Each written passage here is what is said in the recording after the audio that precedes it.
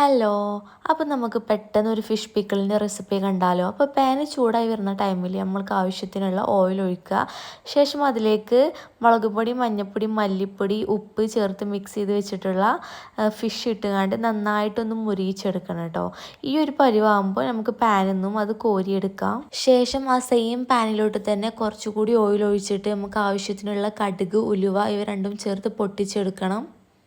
അങ്ങനെ പൊട്ടി വരുന്ന ടൈമിൽ നമ്മൾ തയ്യാറാക്കി വെച്ചിട്ടുള്ള ഇഞ്ചി, വെളുത്തുള്ളി, പച്ചമുളക് ഇവ ചേർത്ത് നന്നായിട്ടൊന്ന് മിക്സ് ചെയ്യുക. ഞാനിവിടെ വെളുത്തുള്ളിയൊക്കെ 2 കഷ്ണങ്ങളാക്കിയായിട്ടോ കട്ട് ചെയ്ത് വെച്ചിട്ടുള്ളത്.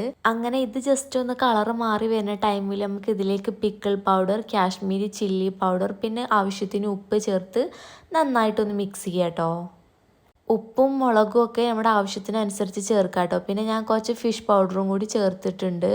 അങ്ങനെ ഈ മസാല പൗഡറിൻ്റെ എല്ലാം പച്ച സ്മെല്ലും മാറി വരുന്ന ടൈമിൽ നമുക്ക് ആവശ്യത്തിനനുസരിച്ചുള്ള വിനാഗിരി ഒഴിച്ചൊന്ന് തിളപ്പിക്കുക.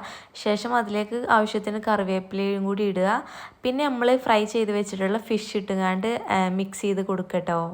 ഇത് നമ്മൾ സ്റ്റോർ ചെയ്ത് വെക്കുന്ന ടൈമിൽ കുറച്ചുകൂടി വിനാഗിരി ആഡ് ചെയ്തിട്ട് നമുക്ക് സ്റ്റോർ ചെയ്യാവുന്നതാണ് കേട്ടോ. അപ്പോൾ കുറേ നാൾ കേടുവരാതെ സൂക്ഷിക്കുക.